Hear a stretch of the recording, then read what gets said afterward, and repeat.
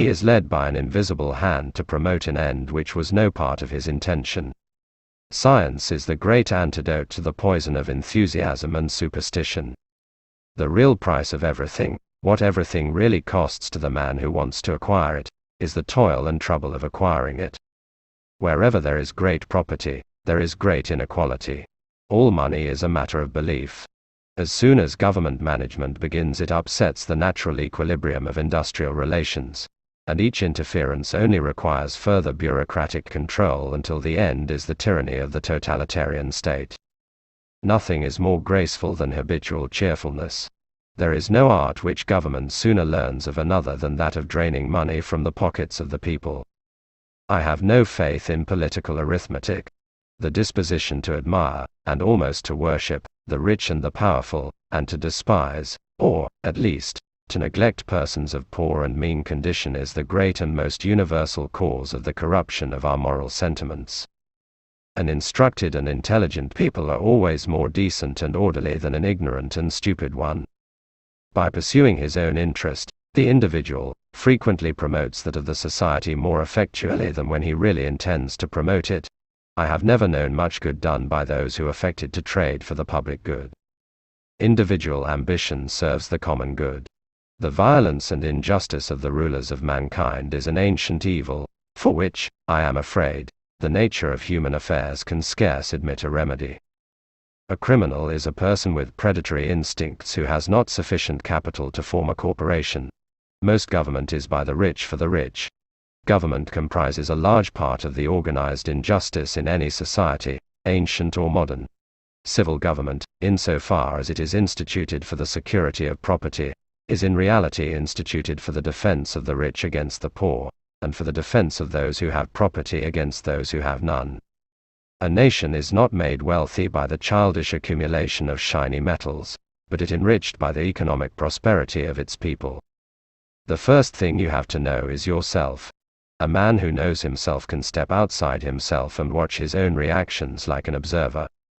It is not from the benevolence of the butcher, the brewer, or the baker that we expect our dinner, but from their regard to their own interest.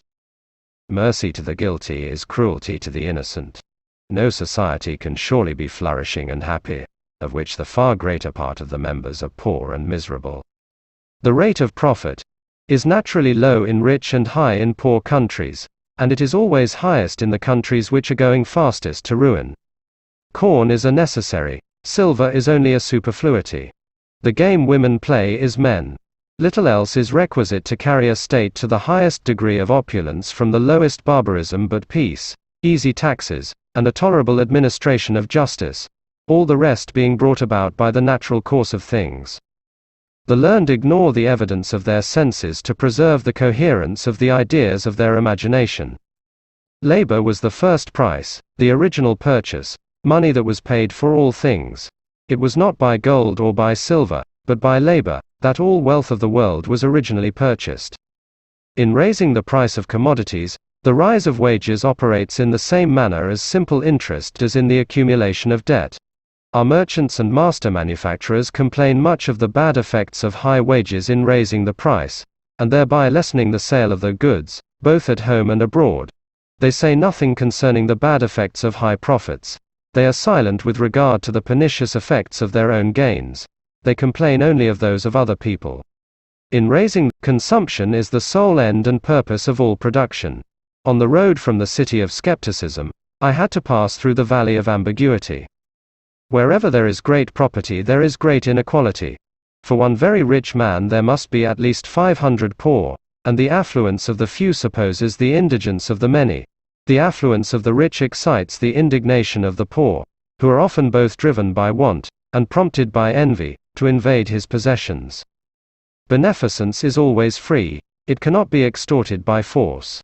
Civil government, so far as it is instituted for the security of property, is in reality instituted for the defense of the rich against the poor, or of those who have some property against those who have none at all. People of the same trade seldom meet together, even for merriment and diversion, but the conversation ends in a conspiracy against the public, or in some contrivance to raise prices. Defense is superior to opulence. Happiness never lays its finger on its pulse. The great secret of education is to direct vanity to proper objects. The interest of businessmen is always in some respects different from, and even opposite to, that of the public. The proposal of any new law or regulation of commerce which comes from this order ought never to be adopted till after having been long and carefully examined, with the most suspicious attention. It comes from an order of men who have generally an interest to deceive and even oppress the public. What can be added to the happiness of the man who is in health, who is out of debt, and has a clear conscience? Never complain of that of which it is at all times in your power to rid yourself. Virtue is more to be feared than vice, because its excesses are not subject to the regulation of conscience.